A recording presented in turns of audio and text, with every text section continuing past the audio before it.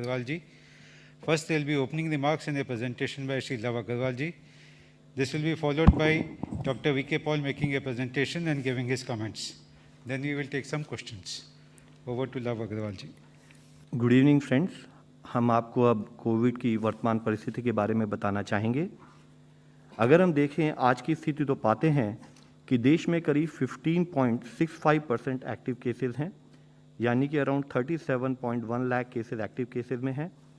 83.26% cases देश में अब तक रिकवर हो चुके हैं।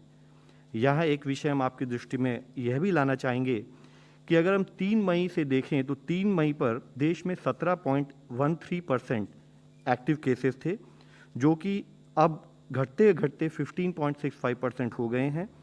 इसी तरीके से जो रिकवर्ड केसेस थे वह 3 मई को 81.7 थे, जिसमें हम एक बढ़ोतरी नोट करते हैं, which has now come to 83.26%।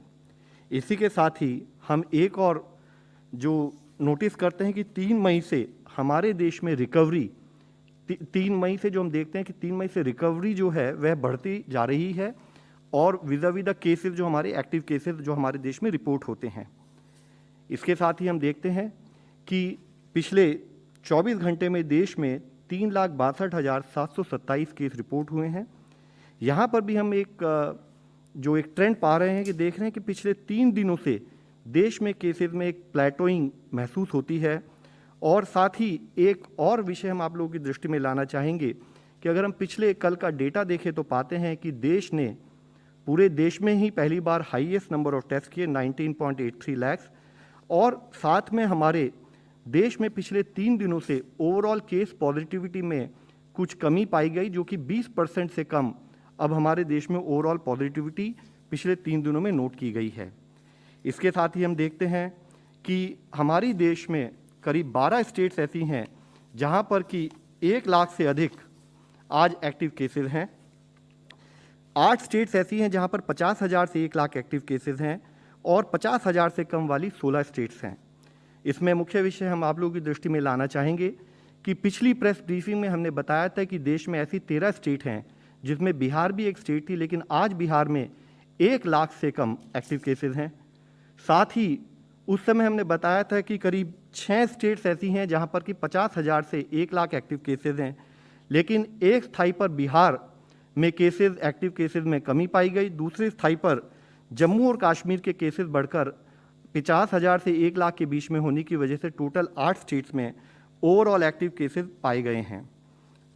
इसी के साथ ही अगर हम देश में पॉजिटिविटी के एनालिसिस करें तो पाते हैं कि 24 स्टेट ऐसी हैं जहां पर कि 15% से अधिक पॉजिटिविटी है, 5% से 10% पॉजिटिव वाली 8 स्टेट्स हैं और 5% से कम पॉजिटिविटी वाली 4 स्टेट्स हैं। यहाँ मुख्य विषय जो हमें समझने की ज़रूरत है वह यह है कि हाई केस पॉजिटिविटी इंडिकेट करती है कि वहाँ पर इन्फेक्शन का स्प्रेड ज़्यादा है। तो ज़रूरत है कि हमारे हर स्थाई पर प्रयत्न हो कि हम केस के इन्फेक्शन के स्प्रेड को रोकें, जिसके लिए कोविड अप्रोप्रिएट बिहेवियर यानी कि फिजिकल डिस्टेंसिंग, सोशल डिस्टेंसिंग का पालन करें, साथ ही Covid appropriate behaviour in terms of use of mask और ओवरऑल सैनिटेशन पर हम अपना ध्यान बनाए रखें। इसमें अगर आप देखें तो पाएंगे कि 10 स्टेट्स ऐसी हैं जहां पर कि 25% से अधिक पॉजिटिविटी है और 8 स्टेट और हैं जिनको कि देखें तो पाते हैं कि जहां पर 20% से अधिक केस पॉजिटिविटी पाई गई है। While this is a worrisome trend, हम साथ में ये भी देख रहे हैं कि कंट्री लेवल पॉजिटिविटी ओवरऑल पिछले एक हफ्ते में 21.95% से घटकर 21.02%, यानी कि इससे पहले एक जो ट्रेंड इंक्रीज इन पॉजिटिविटी की तरफ था, अब हम उसमें थोड़ा सा एक कमी भी पा रहे हैं। साथ ही वह स्टेट जहां पर कि एक्टिव केसेस सबसे अधिक थे, यानी कि जहां पर हम एक्टिव केसेस ज़्यादा पा रहे थे, उनमें से 6 ऐसी स्टेट्स हैं जहां पर कि हम ओवरऑल केस पॉजिटिविटी में कमी नोट कर रहे हैं। इसके साथ ही हम देखें तो पाएंगे कि कुछ ऐसी स्टेट्स हैं जहां पर एक trend in terms of either plateauing और डिक्रीज इन केसेस नोट किया जा रहा है, जिसमें कि हमने पिछले बार जब हमने चर्चा की थी तो हमने बताया था कि 18 स्टेट्स ऐसी हैं जहां पर ये प्लेटोइंग नोट की गई है, जो अब बढ़कर 20 स्टेट्स में हम पा रहे हैं। और जिसमें मुख्यतः अगर देखें नई स्टेट जो ऐड हुई हैं वह है कर्नाटका, जम्मू कश्मीर और गोवा, जहां पर थोड़ा बहुत प्लेटोइंग हम नोट कर रहे हैं। साथ ही 8 स्टेट्स ऐसी हैं जिसमें कि हम जो पिछले 2 हफ्तों से भी कंटिन्यूस एक फॉल और प्लेटोइंग इन केसेस नोट कर रहे हैं, और 12 स्टेट्स ऐसी हैं जिसमें कि हमने पिछले 1 हफ्ते से केस की आइदर प्लेटोइंग और उसमें कमी नोट की है। इसके साथ ही कुछ ऐसी स्टेट्स भी हैं जहां पर कि हम एक इंक्रीजिंग ट्रेंड भी नोट कर रहे हैं। हम अगर उन स्टेट की बात करें तो हम देखते हैं कि वह स्टेट 16 स्टेट्स ऐसी हैं जहां पर इंक्रीजिंग ट्रेंड है, जिसमें से कुछ स्टेट्स हमने दिखाई हैं। मुख्यतः areas of concern remain in terms of Kerala, Tamil Nadu, West Bengal, Orissa, Punjab, Assam, Himachal Pradesh, Puducherry और मणिपुर, ऐसी कुछ स्टेट जहां पर एक इंक्रीजिंग ट्रेंड इन केसेस अभी भी नोट किया जा रहा है। एक मुख्य विषय जो हम लोग आप लोगों की दृष्टि में लाना चाहेंगे वह यह है कि कई ऐसे जिले हैं जहां पर ओवरऑल केस डिक्लाइन भी नोट किया जा रहा है। जो पिछले 2 हफ्तों का डेटा हम एनालाइज करें तो हम पाते हैं कि देश में 187 ऐसे जिले हैं जहां पर पिछले 2 हफ्तों से केस में एक रिलेटिवली लोअर ट्रेंड नोट किया जा रहा है, जिसमें से कुछ जिले हम आप लोगों को दिखाना चाहेंगे, जिसमें मुख्यतः मैं आप लोगों को सामने हाईलाइट करना चाहूँगा। जैसे आप नासिक में देखें तो एक sharp fall in cases note किया जा रहा है। 35,000 जहां वीकली केसेस आते थे वो 22,000 के करीब रह गए हैं। थाने जैसे 32,000 से 15,000 के करीब रह गए हैं। इसी तरह भोपाल में भी एक कंटिन्यूस डिक्लाइन, एक शार्प डिक्लाइन नोट किया जा रहा है। अलवर, सूरत और वाराणसी ऐसे जिले हैं जहां पर एक continue trend in terms of decrease in cases note किया जा रहा है। साथ ही हमारे एरियाज ऑफ कंसर्न फिर भी हमारे सामने अभी भी हैं, जिनको हम बताएं तो देखेंगे 316 जिले ऐसे हैं देश में जहां पर एक इंक्रीजिंग ट्रेंड इन केसेस भी नोट किया जा रहा है। जरूरत है कि इन सब जिलों में कंटेनमेंट एफर्ट्स और मेडिकल इंफ्रास्ट्रक्चर अपग्रेडेशन पर कंटिन्यूड बेसिस पर स्टेट के साथ मिलकर हम काम करते रहें। इसमें उन 316 जिलों के बारे में बताते हुए जिसमें मुख्य जिले जहां पर एक sharp increase in cases note किया गया है, हम आप लोगों के सामने बताना चाहेंगे। जैसे आप देखिए चेन्नई में 28,000 से बढ़कर जो वीकली केसेस आते थे वह करीब 48,000 हो गए हैं। मल्लापुरम केरला में 17,000 से 28,000। अहमदनगर इसी तरह हम देखते हैं कि continued increase in cases note किया जा रहा है। देहरादून उत्तराखंड में, कोल्लम इन केरला, तुमकुरू इन कर्नाटका, कोयम्बटूर इन तमिलनाडु एंड चेंगलपट्टू इन तमिलनाडु, इन सभी जिलों में एक sharp increase in cases note किया जा रहा है। हम इन स्टेट से और इन जिलों से संपर्क करके इन सबसे रिक्वेस्ट करते हैं कि कैसे हमें कंटेनमेंट एक्टिविटीज़ पर ध्यान रखना है, इन्फेक्शन के स्प्रेड को रोकना है। हम ओवरऑल देश में यह भी देख रहे हैं कि जो जिले जिनमें वीकली पॉजिटिविटी काफ़ी अधिक थी, उसमें because of the containment efforts हम ये पा रहे हैं कि उसमें भी उन जिलों में जिनमें की पॉजिटिविटी कम हो रही है, उन जिलों की संख्या भी बढ़ रही है।